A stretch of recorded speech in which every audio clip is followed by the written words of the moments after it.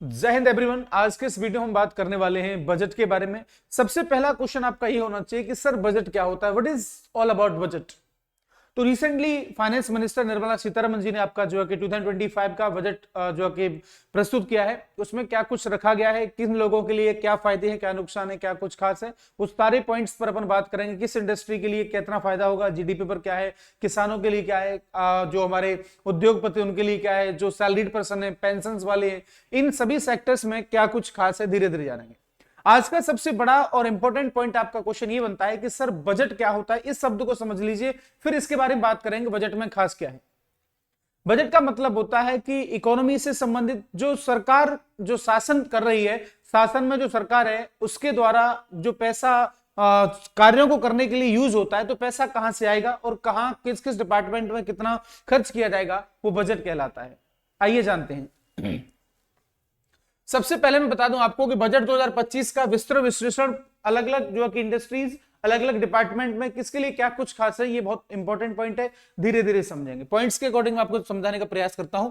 Finance minister Nirmala Sitharaman has recently launch 2025 budget, right.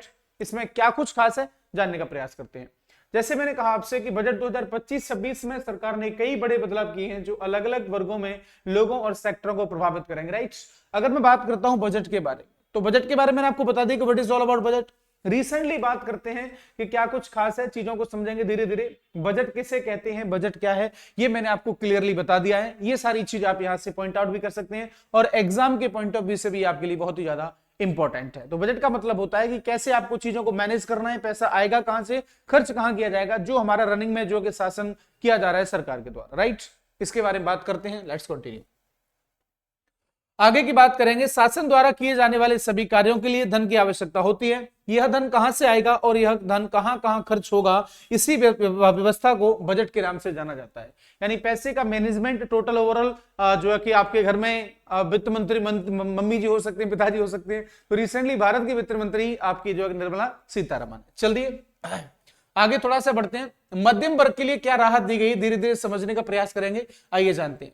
तो यानी income tax में आपको जो है कि थोड़ा रिलैक्सेशन दिया गया है, इनकम टैक्स में छूट दी गई। जो टैक्स पेयर्स हैं मध्यम वर्ग वाले, समझने का प्रयास कीजिएगा।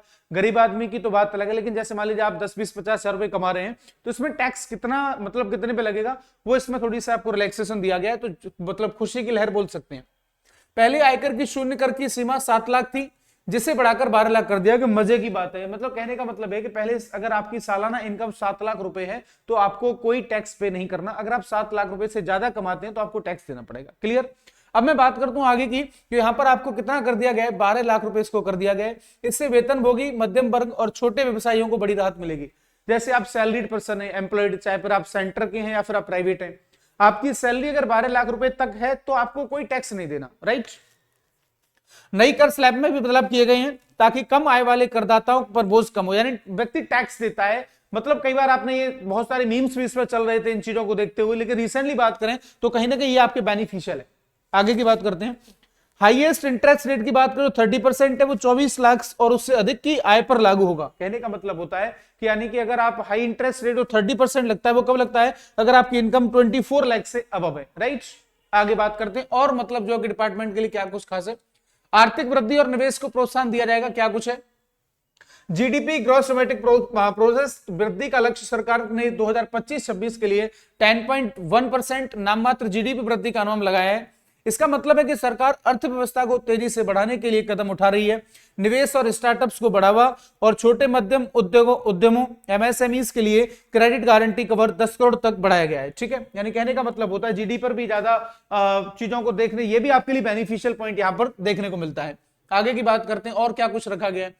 कृषि और ग्रामीण विकास को कैसे किया जाएगा, आइए जानने का प्रयास करते हैं। यानी कि फार्मर्स के लिए क्या मतलब जो कि खास है जानने का प्रयास करते हैं। जो भी हमारे मतलब किसान बंधु हैं उनके लिए क्या कुछ है, धीरे धीरे समझते हैं।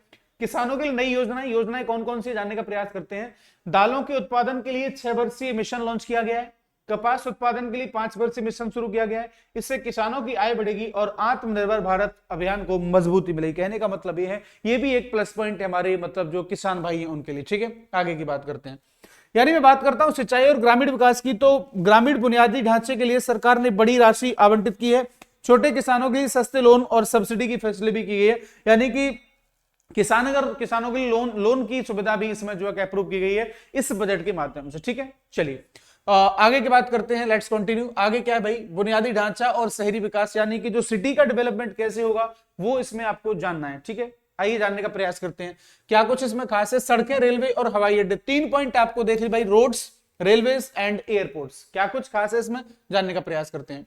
सरकार ने 11.2 लाख करोड़ रुपए की पूंजीगत व्यय लक्ष्य रखा है, यानी इसमें 11.2 लाख रुपए, 2 लाख करोड़ रुपए का मतलब इन्वेस्टमेंट का टारगेट रखा है। रेलवे और राजमार्ग जो आपके national highway authority of highway express पे ये हुआ।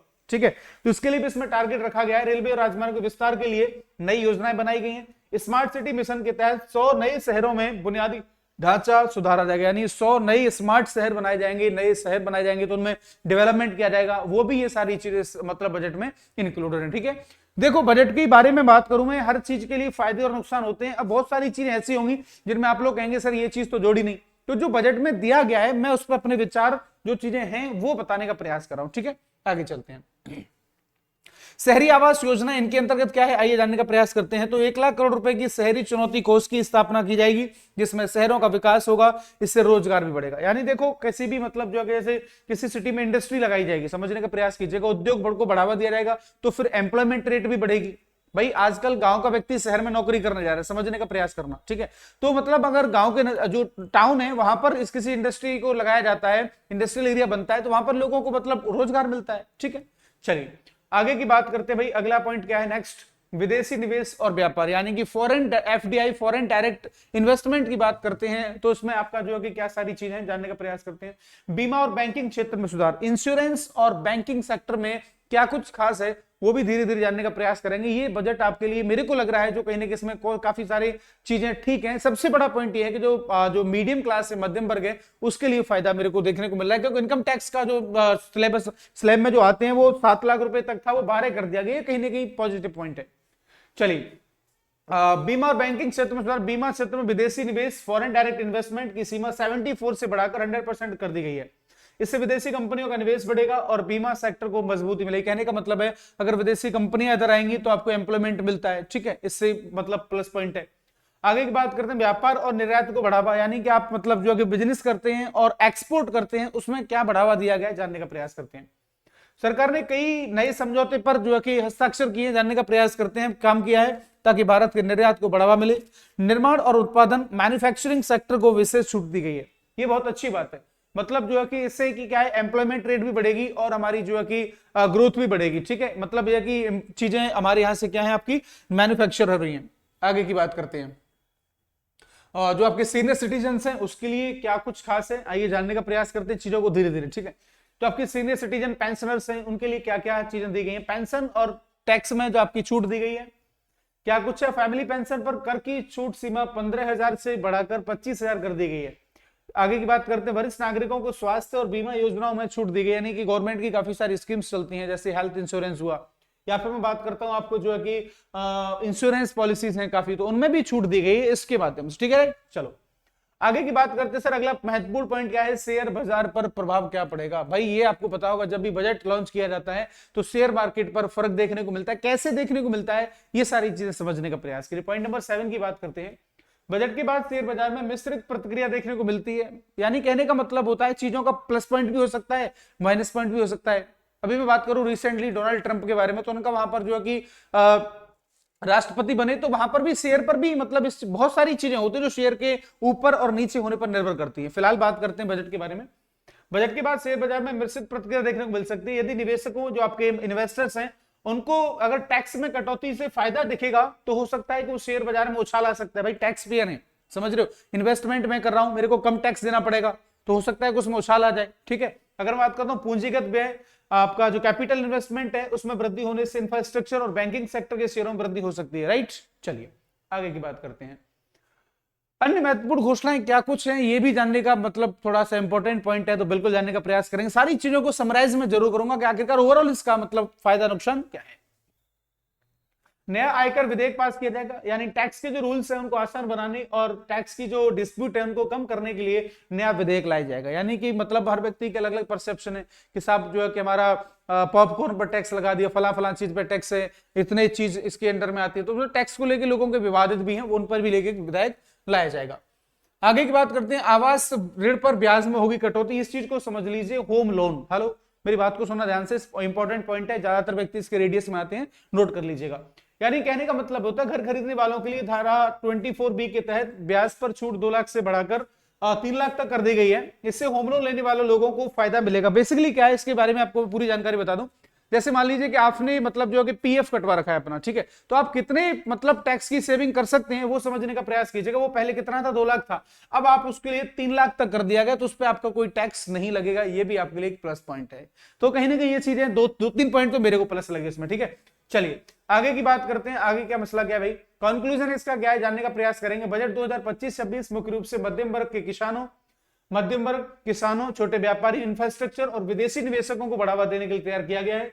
सरकार का लक्ष्य आर्थिक विकास को तेजी से बढ़ाना, तेज करना और भारत को आत्मनिर्भर यानी कि सेल्फ डिपेंडेंट बनाना है। आपको क्या लगा इन सारी चीजों को देख के मेरे को जरूर बताएगा। वीडियो पसंद आया तो प्लीज कनेक्टेड रहिएगा, चैनल को सब्सक्राइब कर लीजिएगा। Thanks for watching. उम्मीद करता हूं कि ये सफर आपके लिए शानदार रहा होगा। बिल्कुल मेरे द्वारा जो आपको जानकारी दी गई है कैसी लगी मेरे को कमेंट बॉक्स में जरूर बताएगा। मिलते हैं ऐसे ही हेल्पफुल और मोटिवेट और एक एनर्जेटिक वीडियो के साथ में। Thank you. जय हिंद, जय भारत।